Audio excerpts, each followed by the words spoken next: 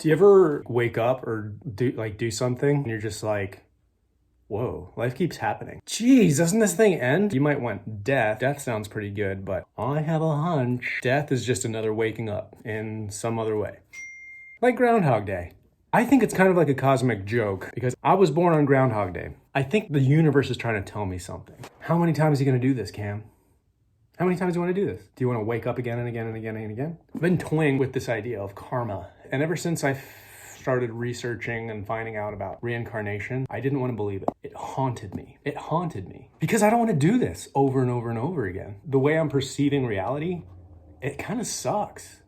I almost feel like that's why Buddha, one of his first teachings is, life is suckiness. I mean, suffering. Life sucks is basically what he's saying. But there's a way out. Are you sure, Buddha? Are you just trying to lead us on? Well, maybe there's something there.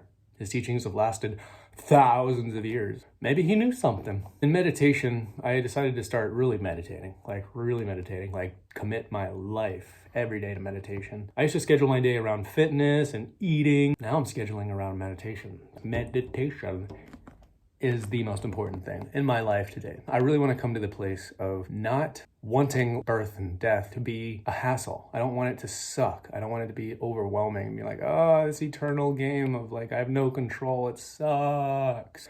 Oh, what if you can trust and surrender all control to an intelligence that's larger than yourself, that knows the perfect timing for everything forever in the universe?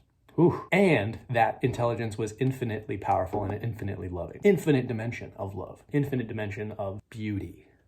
Now, if that intelligence is orchestrating everything, I'm cool to surrender to that thing. Because all these teachers have said that total, absolute devotion and surrender to that thing, you walk on cloud 9. It's almost like your life is just, It becomes a graceful dance. It becomes fun. It becomes exciting. It's not like, oh, look what happened. I don't have control over my life. It's like, whoa.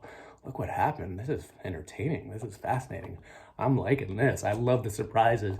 Give me more surprises. I think the way life actually is we don't wake up from Groundhog Day. So if that's true, how do we make the day, the infinite today, the fucking best? And I think that's what spiritual work is. All these people want to bring dogma and beliefs and woo-woo and new ageism. But what if you just really look at it? So if I'm Phil Connors and this whole day is my day and my creation, I get to choose. I get to choose what the day means to me. And you know what? I love to dance. I love to sing. And I love to play instruments. I love to make people happy. And it feels even better if I can make people happy and be anonymous about it. Like a monk who just is called to go to the village and is like a ninja that all of a sudden drops like a bit of insight into someone's conversation. And they go, whoa, we've been fighting over families for decades. And all of a sudden we thought of the answer. He didn't want anything in return. He just wanted to watch the beauty unfold and the entertainment and fascination. Why would you want anything in return if you simply want to witness beauty, to witness many souls experiencing liberation? The idea of unconditional giving. The entire world and society is educating us how to be valuable. We get an education so we can get a good job, so we can be a particular set of valuable to a certain company. So the company doesn't pay you what you're worth, because you'd be worth $1 billion. They pay you what the job is worth. What if you flip it on its head and you just come from value in the first place? What if you just come from unconditional benefit in the first place? Wherever you go, you make the world better. And if you're not asking anything in return, people see you as like, that guy's fucking awesome. I want to give you promotion. Do you ever manage? You're really valuable to the company. It's a shift. And I think that true meaning is what we're really looking for. We're not actually looking for the good job and the good house and the hot wife. We're actually looking for meaning. And meaning comes from the way you choose to perceive the world. I think that there is training and practice that comes into that. And I think that's kind of like what yoga is about. That's like what prayer is about. But I'm choosing and devoting to meditation. And of course, you open one door and all other doors open up. You start pulling on a thread of the universe. And all of a sudden you start pulling on other threads of the universe. So all of a sudden yoga wants to happen naturally. All of a sudden prayer wants to happen naturally. Song and dance wants to happen naturally. Instead of like, I want people to see I'm fucking good at dancing. I want people to hear that I'm fucking good at guitar and singing. That is not unconditional. When if you intend to ask, meditate and contemplate upon what is unconditional giving, and what does that feel like in the body? I experience it as like these tingles that just like rise in the spine and come out to my limbs and extremities. I'm getting it right now. True, sincere giving, asking for nothing in return. Sounds beautiful. Every action has an opposite and inverse reaction. So if you're trying to get from the world, you're always gonna feel lack. And it's like desire is the exact same token as I don't have it. But what about, you know what? I'm just gonna trust. It seems like everything's always worked out, so I'm just gonna trust that a little harder. I don't need anything in return. I'm just here to fucking give because it just feels good. It's a selfish act. When you give unconditionally, it almost seems like the simulation. Here you go, overloads you with unconditional gifts, unconditional gratitude and appreciation and support. It's like, whatever you need. I love you, dude. People just show up to help. People show up with the right insight at the right time. I think the fast track is suffering. Plain old hell, you know, like the roots of hell. Oof, brutal. You're like on a bad trip and you're like, there's no way out. Help, wake me up inside. Yeah. Everyone experiences their own version of hell, but if you haven't, God bless you. Whew, you're lucky. For me, so far, I got 3 jolly good throws down into the pits of hell, and I don't think there's a possible deeper, darker place to go. The only place to go after that is suicide. But to actually just ride and push against the dark rock at the bottom of the abyss and stay there and really realize there's nowhere deeper I can go. Rock bottom. Is there anything up here? No, there's nothing up here. I tried. Are you sure? Yeah, I tried 3 times already. Are you really sure? No, I'm not. I can try again. A tree's leaves cannot reach to heaven unless its roots go all the way down to hell. Pain is the most beautiful thing there is. Buddha really loves that idea of pain. I've been struggling with this idea for years. All of humor has a little bit of malice in it, and that's why these Buddhist monks can laugh endlessly, because there's always more suffering that can be had. There's always more infinite delight that can be had. The world is fascinating. The world is beautiful. But it's just like that funny idea of suffering. It sucks when you're in it, but when you bloop, pop out from the new perception, it's funny. Einstein said you can't solve a problem with the same level of consciousness that created it. So really, you don't get rid of the ego. You don't get rid of, stupid shit, I hate you. Get rid of all your trauma, get rid of all your pain. That's not how infinity works. Everything is contained in the simulation. That energy that's trapped or stuck is really just movement that's stagnant.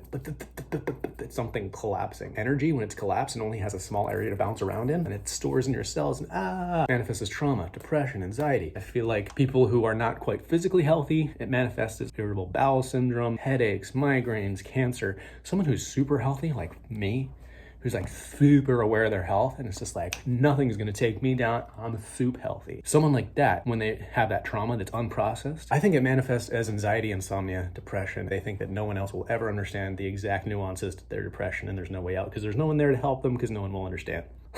But you're not alone. Everyone is part of this condition. No one is exempt. Everyone is inside of this collective. Everyone's in mind, as Buddha calls it. We're in this Groundhog Day. We can't get out. We can't.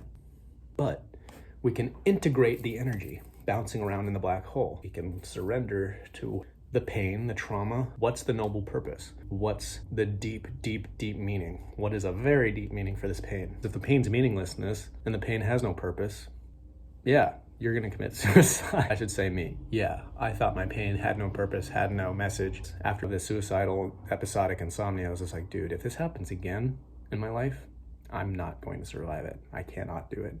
And guess what? But I was right. I can't do it. I can't do it alone. We're all in this together. We're all in this together. So it's really all about faith. I have nothing left. The only thing I can do is surrender to something I can't see. Reaching out. Help. I can't see anything, but please help. It's very courageous. Be like, you know what? I can't do it on my own. Help. Pain. Where is it stored in your body? Maybe we should use a different term than trauma, but that's really close. I became non-functional, had to take off work, and it's like, you know what? There's no way out. I have to sit with this. I have to meditate on this. It's almost like the Buddha, sitting with the pain. It's like, no matter what, I'm going to find the depth. Everything in the world sounds better than just sitting with the pain. I never believed it had a true purpose. I never believed it had a noble purpose until I said, what if it did? I got nothing left to lose. What if everything is exactly happening the way it should? Someone offered me that concept and I said, that's bullshit. You mean, okay, I was supposed to experience this 3 times already in my life. What really motivates us? You know, I don't want to say it, but it's just like, oh, just imagine your future and beautiful things will progress you toward what you desire. Are you sure? Are you sure about that? You know what? I think pain is sometimes way more of a motivator. I think we really don't even change unless there's no other choice. Ugh, it sucks. If your life kind of sucks, just keep doing what you're doing. until pain strikes you harder than a motherfucker. Or you can meditate like a motherfucker. Oh, it's my Groundhog Day. But what's animating this simulation, right? What's animating this? We can never know what's watching it, because once you see, oh, I found the thing that's watching it, it's now an image and a concept and a name that's just being recycled into the infinite, beginningless consciousness. You can't hold on to anything. Anything that is an object of perception that's a separate fragment of reality is going to be consumed and recycled back into the infinite. I love this word. I started hearing it in Buddhism called beginninglessness. You know, everyone's thinking about infinity and the infinite future and life goes on forever. What about, go the other direction. Really trying to imagine the past infinitely and what created that and what created that and what created that. The first time I asked my mom when I was a toddler, hey mom, who made God? And she's peeling my banana and hands it back to me. And she says, well, no one, sweetie. If someone created God, then someone would have had to create him. And someone would have had to have made him. And I looked at her and then I went like, and I stopped sipping my yoo-hoo and I had the first glance of infinity. But he made God, which made God.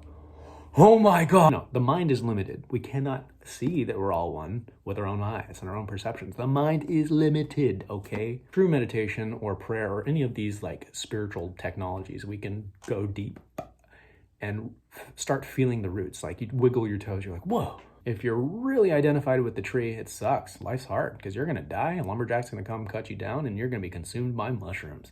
What a sad little life you have, aspen tree. It's just a simple joke. There's nothing to know. There's nothing to get. There's nothing to strive for except for the realization. So you've always been a part of it. It's beginningless. Silence. And with that probably means it's a good time to stop talking. So we'll close this video. We're all in this together, homies. Let's all be home together.